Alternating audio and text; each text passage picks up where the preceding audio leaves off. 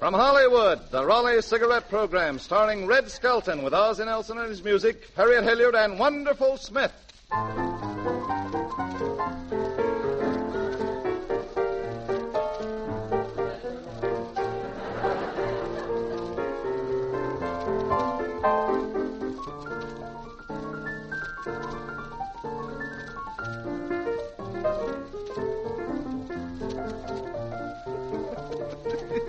Double crossing. We're only supposed to play 8 bars here.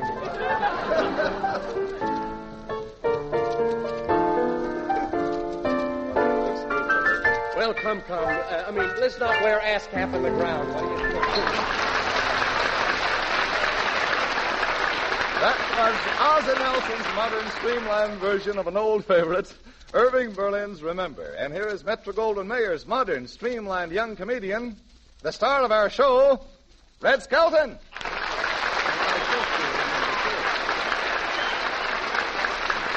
Thank you very much.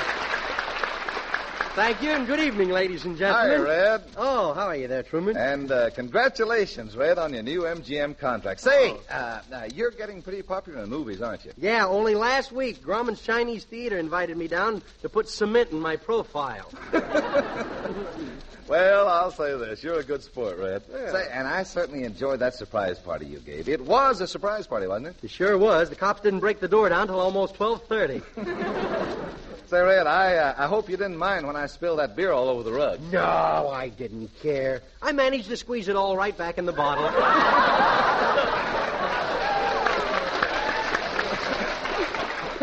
Well, your house is just the thing for a party. Yeah? You really like it, huh? Sure. But tell me, Red, in the living room, is that a gas heater in the wall? No, that's where the plaster fell off.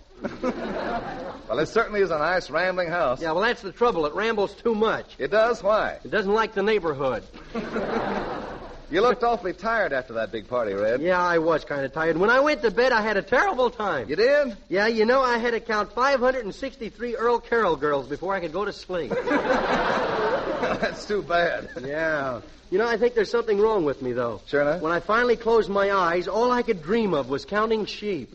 Hiya, Red. Oh, hello, Harriet. Say, you look like you got something on your mind. Yes, I have. It's my boyfriend, Jim. Jim? Yes, Jim never brings me any pretty flowers. He just sends 4 roses. Say, but Red, I didn't get a chance to tell you. I certainly enjoyed your party the other night. It was a Halloween party, wasn't it? No, those were the musicians' girls. Say, did you see that oboe player's girl? Wasn't she bow-legged, huh? Oh, well, I couldn't say. Well, I'll say, but it's her own fault because she's so bow-legged. She hitchhiked out here on oil trucks.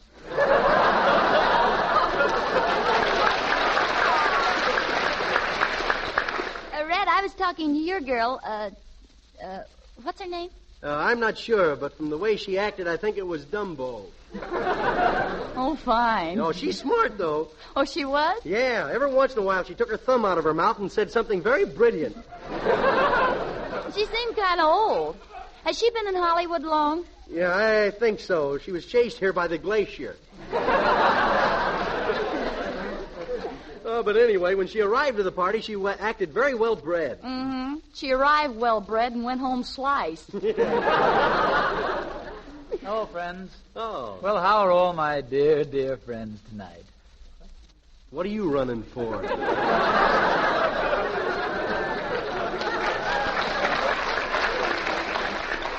You know, Red, I sure had fun at your place, though, You at did? the party. Oh, there's nothing like a good old housewarming to bring people closer together. Oh, yeah?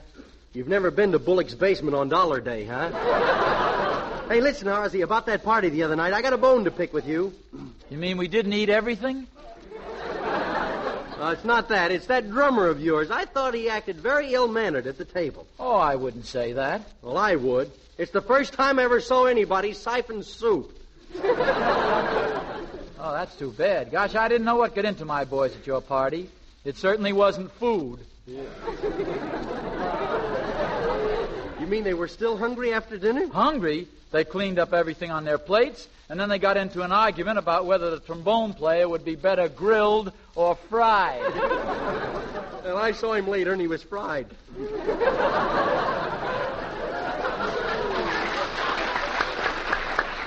Look, listen, Ozzy, but did you really like my party? Oh, it's just peachy. Oh, yeah? Did you like the sandwiches? Peachy. And the drinks? Peachy. Did you like that girl I got for you? She was a little fuzzy, too. So. Brother ASCAP got back just in time. Say, Harriet,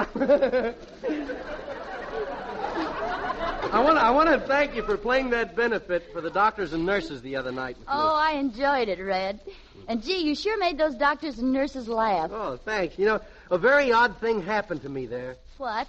Well, 2 doctors came up, then one doctor tapped me on the shoulder, and without a word, he turned around to the other doctor and gave him $5. Say, Red. Wait, I think it's coming by carrier pigeon. Red, how about doing a show for all the doctors and nurses all over the country? Say, that's a good idea. We can show different types of patients that we have in hospitals and things that we think that really happen there. To start off with, we have a fellas who have the most dangerous job of all, the ambulance drivers. Now, don't drive so fast. Take it easy going around those curves. Well, if you're scared, do what I do. Just close your eyes. Every minute counts, you know. Come on, let's go. Push that gas pedal down to the floor. If I push it down any farther, we'll be walking. Hey, I think I'll turn up this alley and take a shortcut.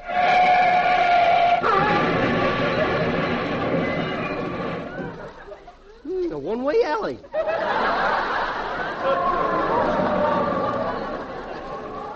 There it is. There's the place right over there. Okay. Come on, hurry. There's no time to lose. What do you want? Make it 2 hamburgers and hurry. We got to get right back.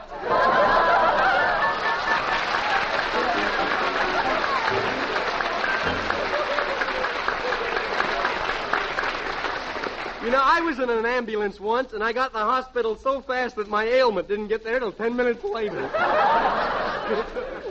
Say, how about me being a nurse, Red? No, All right. no, I don't think I'd look good in a white uniform. Oh, sure you would. Gee, you could top Lorraine Day. She's, Look, I'll tell you what, we'll try it anyhow. You be the nurse, and I'll be one of the patients coming in. Okay. Come in.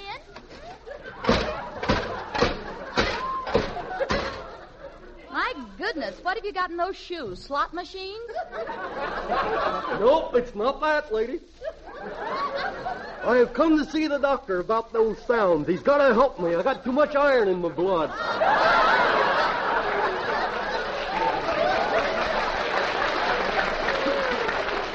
Yeah, I noticed you had a high polish. Yeah. Well, sit down. Okay. Well, I got to get oiled again tonight, I think.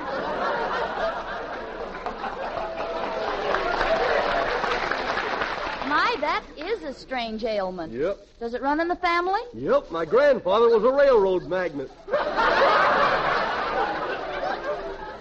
I'll bet it gets you in a lot of trouble. Yeah, and it's embarrassing, too. The other day, a guy slapped me on the back, and a guy 2 blocks away yelled, "Run for your life, it's another earthquake." Have you ever been examined before? Yep, I was examined by my draft board. How'd you make out? Well, they gave me a little white card, and each doctor punched a hole in whatever ailment I was tested for. Well, that's an efficient way to do it. Yeah, and when I got through, I took my card home, put it on my player piano, and played "I'll Be Glad When You're Dead, You Rascal."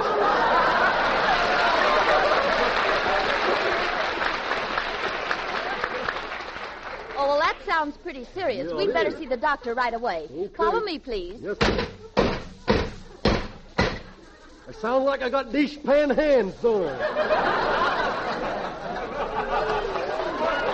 Step right in. This is the doctor. Say, you are in need of medical attention, young man. Why, you're so pale and so wrinkled. Well, you're looking at a Venetian blind. This is me over here. Oh, yeah. Well, my little man, what seems to be your trouble? I got too much iron in my blood, Doc. Take off your shirt and I'll look at you. Okay. There went another rivet. I think an examination might throw some light on this. Mm-hmm. Now, where is my stethoscope? Where's my stethoscope? I have the same trouble with chrysanthemum. Here it is, Doctor. Oh, yeah, thank you. You know, you can't tell a patient without the stethoscope, you know. Kind of corny, too, ain't you, Doc? Well, now, while I examine the patient, nurse, you prepare the X-ray machine. Yes, Doctor. Now, I'll do some listening with this stethoscope. You've got iron in your blood and lacunga. That ain't in, but leave it there. It's good. Doctor, the X-ray is ready. Yes, I'll be through in a minute. I just want to test his reflexes. Oh, boy. Do that again, Doc. It tickles. I'm afraid that's pretty bad. Water on the knee and iron in the blood. Yeah, with a combination like that, when I die, I'll be a real red skeleton.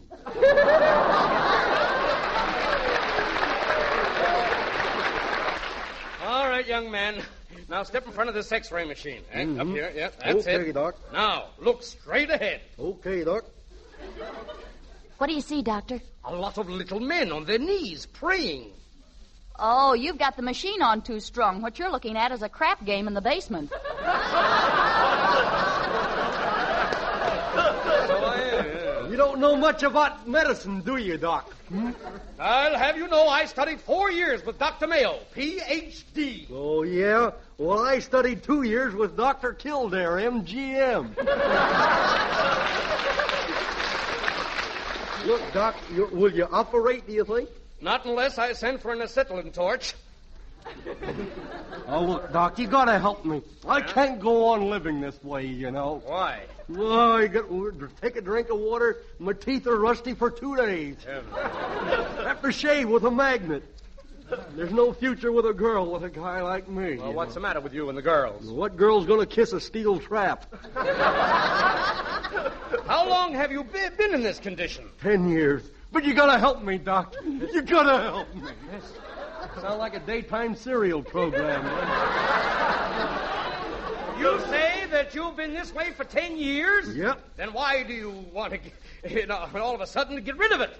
Well, I just got word that because of the shortage in building materials, the government's gonna melt me down.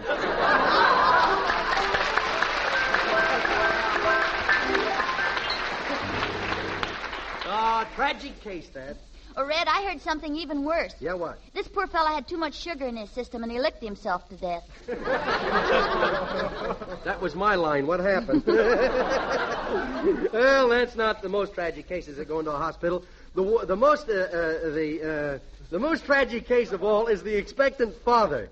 You know, the expectant father. Here comes Mr. Jordan Jr. Look, a big politician is waiting for the baby. This time, you be the nurse, I'll be the politician. How do you do, nurse? Has Junior arrived yet? No, Mayor Skelton. It may be some time yet. Well, I'll give him to 2 o'clock. I have a court order. Oh, say, by the way, congratulations. You really stole that last election. That's a lie. I paid for every vote. Aren't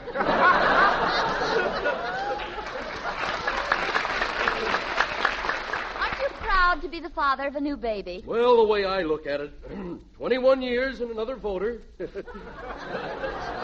Are you sure the baby hasn't arrived yet? Not yet, Mayor Skelton. Oh, the little son of a gun is more trouble than a cornerstone. Here he is, Mayor, your new son. Well, my boy... I want to leave you with this one thought.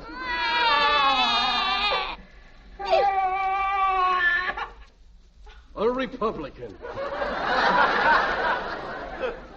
And here are your other 2 babies. What do you mean? 2 more? Triplets? Now, wait a minute, nurse. There's something wrong here. I demand a recount.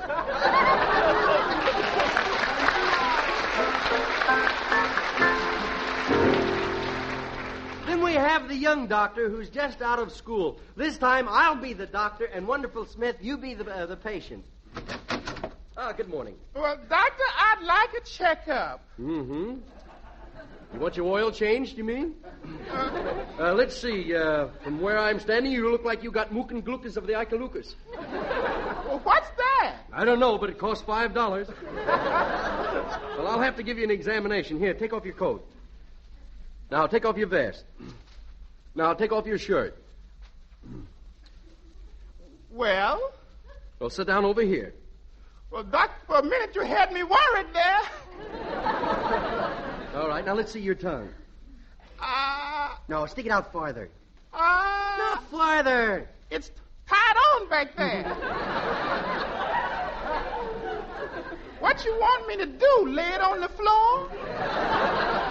Oh, that's very bad. You have a coat on your tongue. Is that bad? Yes, because yours matches the vest and pants. I'm sorry, fella. There's nothing I can do for you. Well, I guess I better make my reservations. Could I use your phone? Yeah, you right over there. Hello, operator. I'd like to call Uncle Tom in heaven.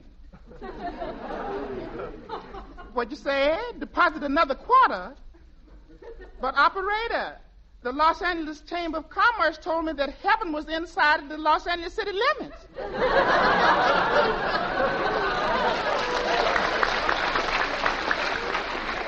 Thank you.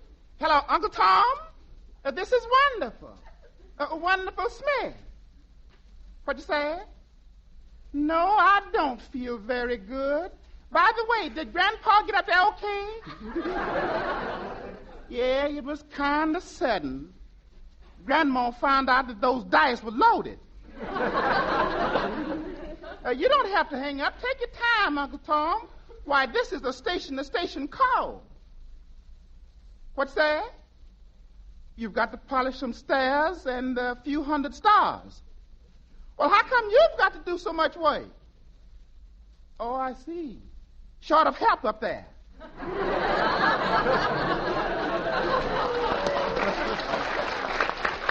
Say, ask him if my brother made it. He's a big politician. Well, hello, Uncle Tom.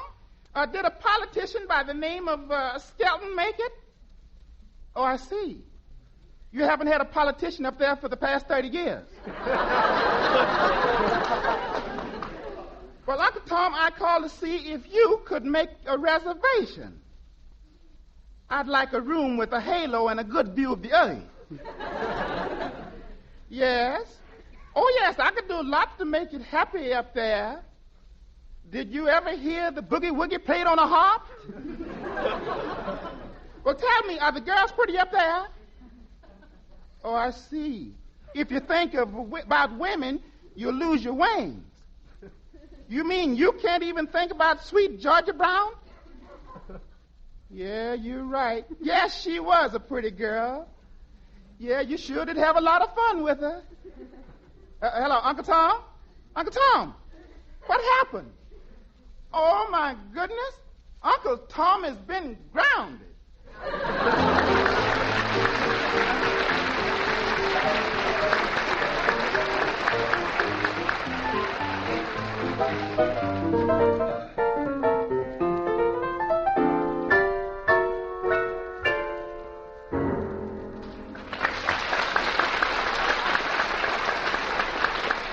That was nice plugging there, Truman. Say, Red, Yeah? I saw you in that picture, Dr. Kildare's Wedding Day. Say, you've been in several Kildare pictures, haven't you? Several. All I got to do is make one more, and they give me a medical degree. So then maybe I can start my own hospital. Yeah. Well, boy, I'd love to see the hospital that you were the head of. What a screwy place that would be. You'd probably learn something like this. Dr. Skelton wanted in surgery. Dr. Skelton wanted in surgery. Dr. Skelton wanted in surgery. Chicago, Philadelphia, Minneapolis, and St. Paul. Good morning, nurse. Morning, Doctor. What's cooking? The patients, they've all got fever. Anybody here from USC football team? No, they didn't play last Saturday. By the way, how's your patient, Mr. Barrymore? Oh, he's much better today. He was chasing the nurse all around the room. Well, he always does that. Yeah, but the day he caught her.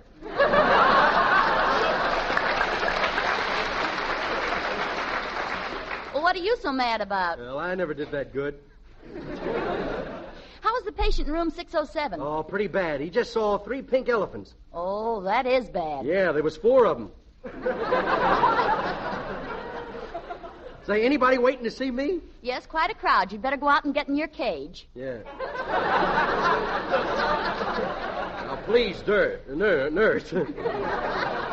Remember, I'm Dr. Skelton, DDS, MIS, SIS, SIPPI. Good evening, stiffs. Oh, yes, Dr. Skelton. Here's an emergency case. This poor fellow's a movie actor. He's been in 612 pictures this year, and he's been cut out of every one of them. Why? He doesn't photograph well. You mean that fella outside the door with a big dog collar and leash on? Mm-hmm. It's Dumpty Cragney, the movie star. Shh, he thinks he's a dog. Well, go bring him in here, but be very careful. On the way in, he snapped at me. Come on. Right this way, Dumpty. Here now. Be a good boy, Dumpty.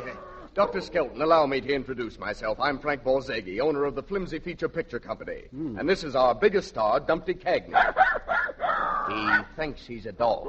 Yeah? Yeah. He's got fleas, too. Please? Yeah, but don't worry. You know our slogan, keep 'em flying. Say, by the way, why does he think he's a dog? Well, it's the way we work him at the Flimsy Features Company. Oh, I see. Quiet, Dumpty, quiet. Say, maybe he wants out.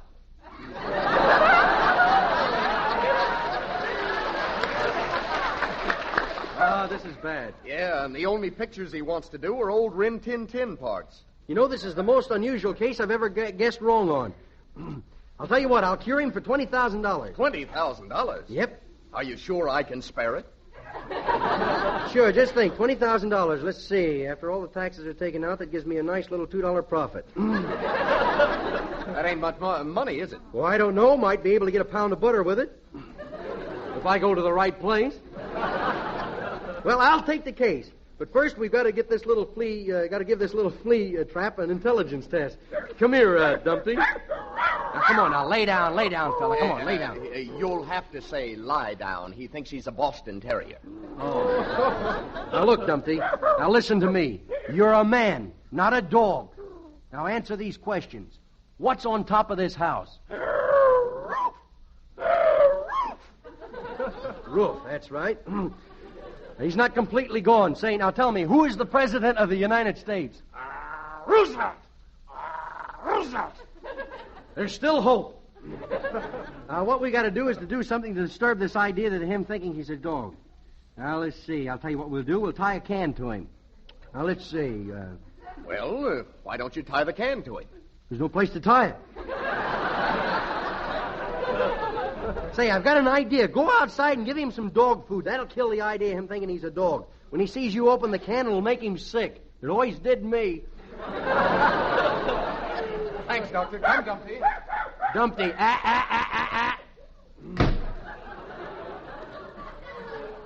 Nurse. Yes, Doctor. Tell all the other nurses to be on their guard. That guy may think he's a wolfhound. Well, there goes Miss Jones.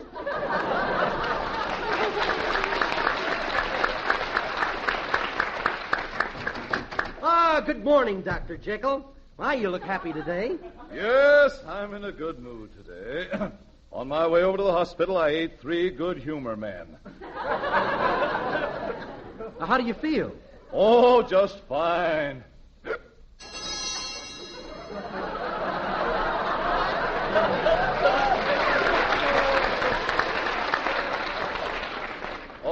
Doctor, here's the case I was telling you about. Oh, yes, I'd like to take a look at that.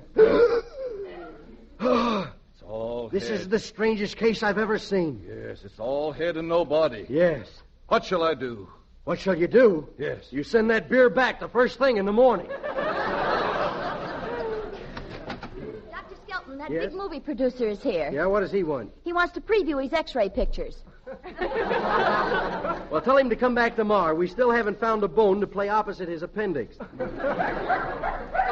Oh, he's Dr. back Skelton, again. you're a fake. You're a fake. Dumpty Cragney isn't cured of being a dog. Yeah. Why, when I gave him the kennel ration, he sat up and asked for more. Stubborn, ain't he? Still thinks he's a dog, huh? Well, we gotta try something else. Hey, maybe if he sees a picture of another dog, it'll give him the idea that he's not a dog and cure him. Well, have you got a picture of another dog? Yeah, right here's a picture of a little Pekingese. Her name is Betsy. Oh, show it to Dumpty. Okay, look, Dumpty. Here's a picture of a Pekingese. Her name's Betsy. What do you think of her? Now listen, Dumpty, you're not a dog. Look, run him around the park for a few minutes. Maybe that'll cure him. Okay, we'll do that. This sure is a tough case. Hello? Dr. Skelton's clinic. Yes, we're having a sale on operations. Tonsils, $25. Appendix, $50. Liver, $60. On a bun, $62.50. Dr. Skelton. Yes? Dr. Skelton, you've done it. Dumpty is cured. Oh, let me shake your hand, Doctor. And thanks an awful lot. Oh, you're really cured, huh? Yes, sir. I've made medical history. Well, Dumpty, you look like a new man now. How do you feel? Pretty healthy? Certainly I'm healthy. Just feel how cold my nose is.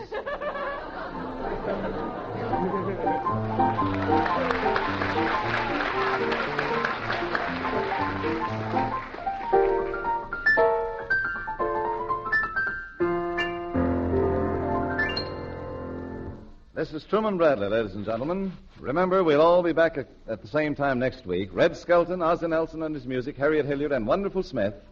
And here's Red Skelton with the final word before we say goodnight. Thanks for listening, and goodbye now. Red Skelton appears on this program through the courtesy of Metro-Goldwyn-Mayer. This is the Red Network of the National Broadcasting Company.